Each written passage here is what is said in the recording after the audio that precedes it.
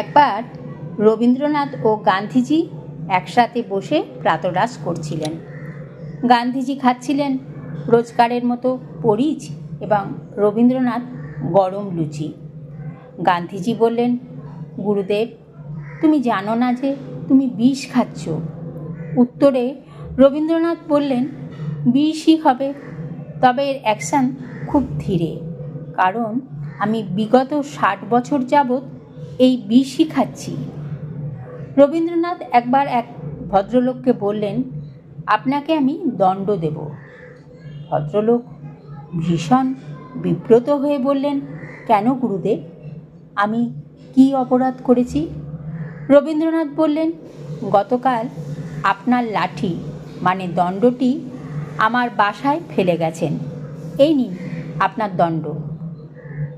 একবার শরৎচন্দ্র একখানা টেলিগ্রাম পাঠালেন রবীন্দ্রনাথকে। সেকালে সাধারণত কোনো গুরুতর সংবাদ হলেই টেলিগ্রাম করা হতো, কাজেই টেলিগ্রাম এলে সকলেই কিঞ্চিত ভীত হতেন। তা সেই টেলিগ্রাম খুলে দেখা গেল শরৎবাবু লিখেছেন, গুরুদেব, আমি ভালোই আছি, অর্থাৎ মস্ত এক ঠাট্টা। রবীন্দ্রনাথই কি আর যে সে পাত্র? তিনিও এর উত্তরে বিশাল এক পাথর খণ্ড পার্সেল করলেন শরৎচন্দ্রকে। তার সাথে চিরকুটে লিখলেন, তব কুশল সংবাদ পাইয়া আমার হৃদয় হইতে এই পাষাণ ভার নামিয়া গিয়াছে। একবার রবীন্দ্রনাথ শান্তিনিকেতনে তাঁর একটি নাটক পাঠ করছেন। শরৎচন্দ্র সেই আসরে উপস্থিত হলেন। একদা জুতো চুরি হবার কারণে তিনি জুতোজোড়া কাগজে মুড়ে বগলদাপা করে আসরে ঢুকতেন। রবীন্দ্রনাথ জানতে পেরে একদিন বলে উঠলেন, শরৎ, তোমার বগলে ওখানা কি, পাদুকা পুরাণ? এ নিয়ে বিস্তর হাসাহাসি হয়েছিল। একবার দোল পূর্ণিমার দিনে নাট্যকার দ্বিজেন্দ্রলাল জামার পকেট থেকে আবির বের করে কবিগুরুকে রাঙিয়ে দিলেন। আবিরে রঞ্জিত রবীন্দ্রনাথ বলে উঠলেন, এতদিন জানতাম দ্বিজেনবাবু গান ও নাটক লিখে সকলের মনোরঞ্জন করে থাকেন, আজ দেখছি দেহরঞ্জনেও তিনি একজন ওস্তাদ। মরিস সাহেব ছিলেন শান্তিনিকেতনে ইংরেজি ও ফরাসি ভাষার অধ্যাপক।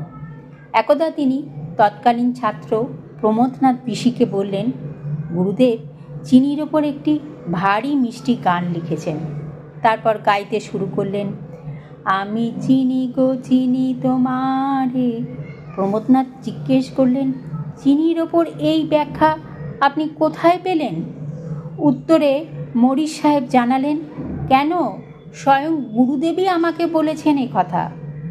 রবীন্দ্রনাথ একদিন বিকেলে ছেলে মেয়েদের নিয়ে নৃত্যনাট্যের রিহার্সাল করাচ্ছেন। একজন এসে বললেন, গুরুদেব চা খাবেন? রবীন্দ্রনাথ বললেন, আমি না চার দলে, অর্থাৎ নাচের দল আবার চা না খাবার দল। সেই ব্যক্তি বুঝলেন রবীন্দ্রনাথের রসিকতা, ভাবলেন গুরুদেবকে ইংরেজিতে প্রশ্ন করে জব্দ করবেন। তিনি বললেন, won't you have tea? Rabindranath তেমনই মুচকি হেসে বললেন, আমি নো টির দলে, অর্থাৎ নো টি। সাহিত্যিক বনফুল তথা শ্রী বলাইচাঁদের এক ভাই অধ্যয়নের জন্য শান্তিনিকেতনে পৌঁছে কার কাছে শুনলেন গুরুদেব কানে একটু কম শোনেন। দেখা করতে গেলে রবীন্দ্রনাথ বললেন, তুমি কি বলায়ের ভাই কানাই নাকি? তখন বনফুলের ভাই চেঁচিয়ে জবাব দিলেন, আজ্ঞে না, আমি অরবিন্দ। রবীন্দ্রনাথ তখন হেসে উঠে বললেন, না, কানাই নয়, এ যে দেখছি একেবারে সানাই। জীবনের শেষ দিকে রবীন্দ্রনাথ একটু সামনে ঝুঁকে উপুর হয়ে লিখতেন। তা দেখে এক শুভাকাঙ্ক্ষী বললেন, গুরুদেব আপনার নিশ্চয় ওইভাবে লিখতে কষ্ট হচ্ছে, একখানা চেয়ারে হেলান দিয়ে তো আয়েস করে লিখতে পারেন। চুপচাপ কিছুক্ষণ তাকিয়ে রবীন্দ্রনাথ বললেন, তা তো পারি, তবে কি জানো, উপুর হয়ে না লিখলে কি আর লেখা বেরোয়? পাত্রের জল কমে তলায় এসে ঠেকলে একটু উপুর তো করতেই হয়।